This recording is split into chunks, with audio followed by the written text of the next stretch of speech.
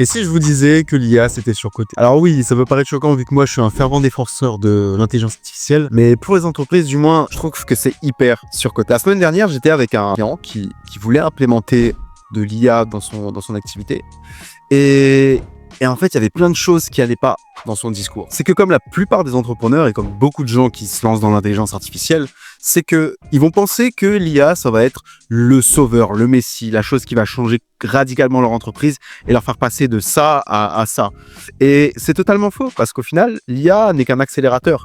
Et si aujourd'hui, la base, elle est pas solide pour votre entreprise, bah, ça marche pas, quoi, tu vois. Prenez l'exemple d'une voiture, par exemple. Si jamais vous avez un véhicule qui avance pas, vous avez beau rajouter n'importe quel artifice, je sais pas, n'importe quel carburant, bah ça avancera pas quand même si la voiture elle avance pas correctement. Et l'IA c'est ça, c'est que elle va sublimer votre véhicule, le faire avancer beaucoup plus vite, vous irez beaucoup plus vite d'un point A à un point B. Mais par contre, si votre véhicule il est bancal, ça marche pas. On va prendre l'exemple d'Amazon. Amazon, qui a été créé par Jeff Bezos, c'est une entreprise qui utilise énormément l'intelligence artificielle dans tout ce qu'elle fait. C'est-à-dire qu'aujourd'hui, il y a peut-être 30 à 40% de ce que fait Amazon qui est aidé par l'intelligence artificielle. Mais à la base, Amazon, ils ont des systèmes et des process qui sont en place et qui marchent très bien. Si vous êtes dans la vente et que bah, vous n'avez pas de CRM, vous savez pas comment gérer vos leads et vous savez pas, par exemple, comment bien prospecter, et bah, l'IA changera rien à tout ça. Ok?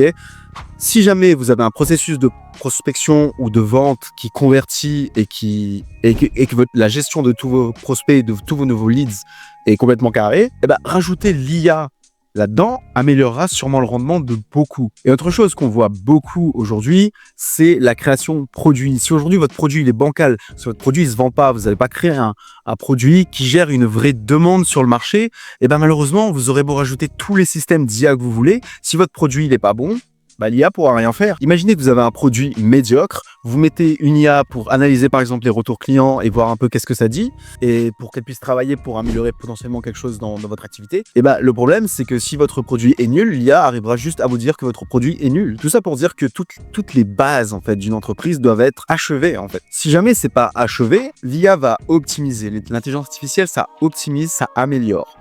Mais ça améliore, ça optimise. Ça veut dire qu'il y a quelque chose sur quoi travailler.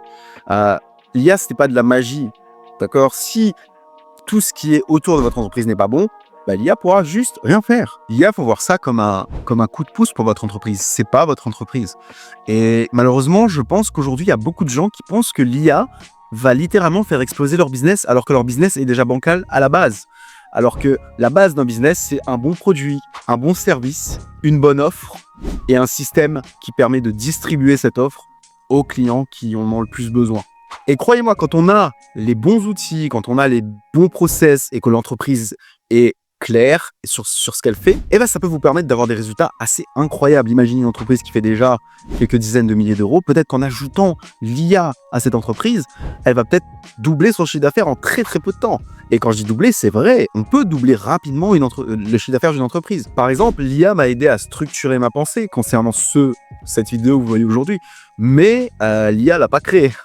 C'est pas l'IA qui a créé cette vidéo. Il y avait l'idée à la base. Et je tenais à faire cette vidéo parce que je pense que c'est quand même super important d'en parler. C'est que les gens pensent trop que l'IA, l'intelligence artificielle, que ce soit ChatGPT, que ce soit Anthropic, que ce soit Gemini, que ce soit Grok, peu importe quelle IA vous utilisez. De toute façon, il y a un truc à dire, c'est que la plupart de ces IA, c'est toutes les mêmes. Aujourd'hui, vous avez, en tant que petite entreprise, vous avez aucun avantage concurrentiel à aller utiliser par exemple Gemini contre ChatGPT. Utiliser juste ChatGPT, c'est ce que tout le monde connaît. Bon bref, ça c'est une parenthèse. Mais en gros, l'IA est incroyable seulement si vous avez des fondations solides. Un produit qui cartonne, une stratégie marketing qui cartonne, un process de vente qui cartonne. Sans ça, bah, c'est juste du bruit en fait. C'est juste du bruit pour vous et vous devriez juste pas vous intéresser à l'intelligence artificielle. Vous avez d'autres choses à faire pour votre entreprise. En tout cas, c'est ce que moi je pense. Donc voilà, c'était tout pour cette vidéo, j'espère que ça vous a plu. Abonnez-vous, laissez-moi un petit commentaire et on se retrouve la prochaine fois pour une prochaine vidéo. Et dites-moi si vous kiffez ce genre de format où on parle simplement de sujets sur de l'IA. Donc voilà, ciao!